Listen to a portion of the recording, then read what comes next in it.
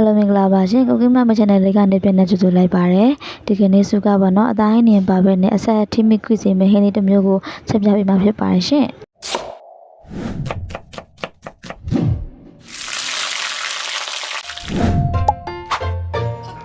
ကဲချက်ဖို့အတွက်ပစ္စည်းလေးပြင်မယ်ပေါ့နော်ဆိုတော့ချစ်မောင်ရွက်လေးတွေကိုစားနေနေထားပါတယ်အချွဲလေးတောက်သွားအောင်လို့ပေါ့နော်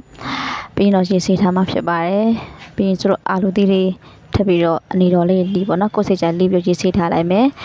စုပ်ရက်တွေကိုလည်းအလိုပါပဲတခြားတင်ပြီးတော့ရေလေးစီအောင်ဆေးထားမှာဖြစ်ပါတယ်စချက်ဖို့အတွက်ဆိုလို့ပြင်ပါပြီစီယိုးတည်ပြီးတော့နုံးမုံလေးထည့်မယ်ကျတုံကိုအလုံးကြီးနှလုံးလောက်ကိုဆိုတာထည့်ထားတယ်ပေါ့နော်အဲ့လေးကိုနုံးပြီးတော့လိတ်သွားတစီသက်ပေးလိုက်မှာဖြစ်ပါတယ်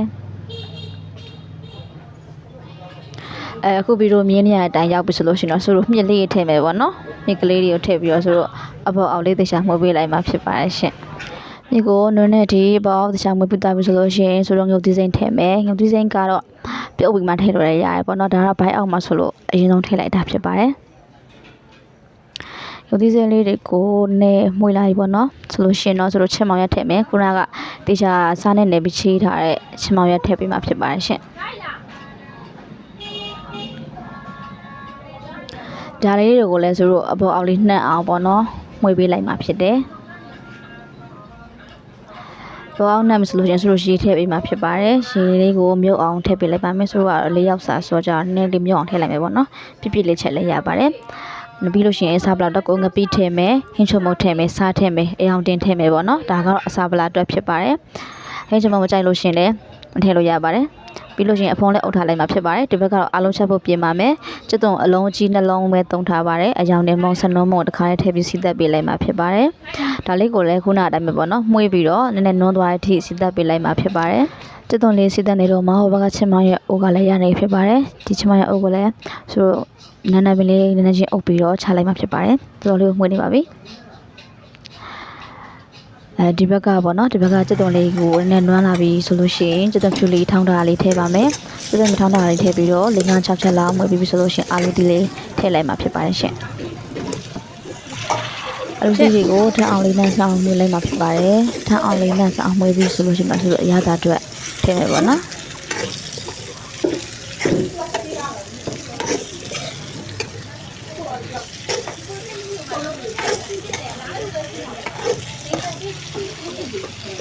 ရတာတော့ပေါ်တော့စုကဟင်းချုံပုံရဲ့စားရဲ့တဲ့တုံးထားပါဖြစ်ပါတယ်ရှင်အငယ်ချင်းတို့ကဒီဟင်းချုံပုံမကြိုက်ဘူးဆိုလို့ရှိရင်လည်းနှမ်းခမောတစ်မျိုးမျိုးတုံးလို့ရပါတယ်အချင်းချင်းတွေတုံးလို့ရဖြစ်ပါတယ်ရှင်ဒါလေးကိုအရသာလေးအဝင်သွားအောင်လို့ထပ်ပြီးတော့အပေါ်အောင်လေးမှုပေးလိုက်ပါတယ်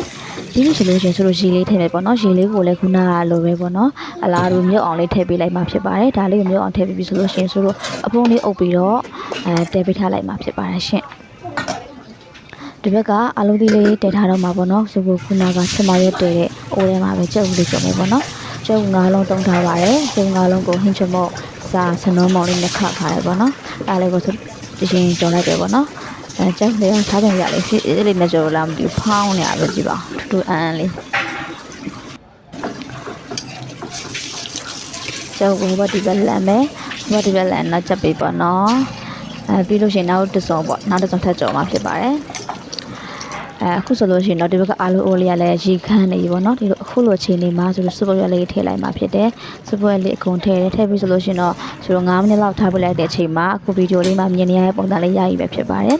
ဒါဆိုလို့ရှိရင်တော့ဟင်းလေးချက်ပြီးဖြစ်ပါတယ်ရန်ကိုမွေပါတယ်တက်လို့ပေါ့နော်ပြောရမယ်ဆိုလို့ရှိရင်အသားဟင်းတွေပါပဲမပါဘူးဆိုပေမဲ့အရန်ကိုထမင်းမိန်တဲ့ဟင်းလေးတစ်စုံဖြစ်ပါတယ်